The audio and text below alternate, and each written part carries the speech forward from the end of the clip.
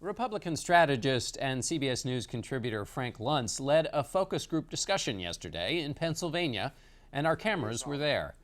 Many participants once supported Donald Trump, but don't support him now. How did Trump lose them, and can he regain their support? How many of you in this room are supporting Donald Trump right now? Raise your hands. 1, 2, 3, 4, 5, 6. How many of you at some point in the campaign at least lean towards Donald Trump? Raise your hands. Almost all of you. So what happened? He was my first choice, but just along the way, he is, I guess I can say he's lost me. I'm not saying there's no chance of turning, but he's become outrageous. I mean, we all have thoughts, but I think he speaks without thinking. When he initially began to run, he gave voice to a lot of the frustrations that I was feeling about how government is working, or more to the point, not working. But since then, he's been running as a 12-year-old and changes his positions every news cycle, so you don't even know where he stands on the issues. I almost think the last couple of weeks he might be second-guessing this, because he even said yet like a week ago, it's okay if I'm not the president. And then he's just throwing out all these bizarre comments. So I'm wondering, is he serious still about it? Whenever somebody makes a derogatory comment to him, like in a Democratic convention, Trump feels like he needs to attack that person, and he says things that are crazy, and I keep asking myself, is this the kind of person I want to handle the nuclear codes? And what's the answer? No way. I think the traction that he first got was because of the issues that he chose to focus on. I think he didn't realize that it was his issues that were drawing people. His personality, sure. I mean, everyone knows Donald Trump, and he's flamboyant.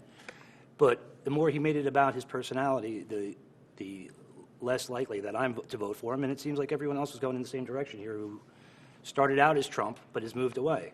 Now, the last couple of weeks, I've seen kind of a pivot back to the issues, and that gives me a little bit more hope for him. But he's yo-yoed back and forth so many times, I need to see a little bit more.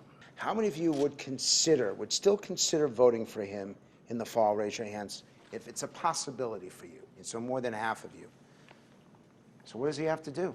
He's got to get back to the issues and solve the problems. You know, No, he can't solve it. well, he's running for president. He can't not do solve anything. it, but he's got to at least give us a plan of what he, some kind of plan of action of what he would like to do. He's already done the economic plan. He's already done the national security plan. What do you want? I want him to talk more about that and stop attacking people and acting erratic. I think we're looking for leadership that inspires all of us to be greater than ourselves. So I'm looking for the things that he says that are scripted, even the teleprompter that he makes fun of, but now he uses, but also the unscripted things like the debates. And let's see how he reacts under pressure when he has to one-on-one with Hillary. He's so busy focusing on what he wants to say and trying to, I guess, impress people. And I think right now we're not I think initially being authentic was great, but now he's being a little too authentic. Like now he's giving us too much of himself. He needs to pull back a little bit. Don't you think you have the right to know who he really is? Mm-hmm.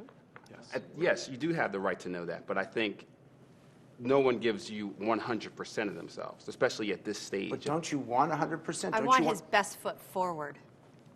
It's a job interview.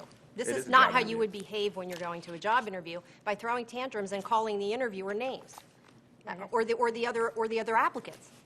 How can you have such a negative impression of him and still consider casting your ballot for him? Please explain it.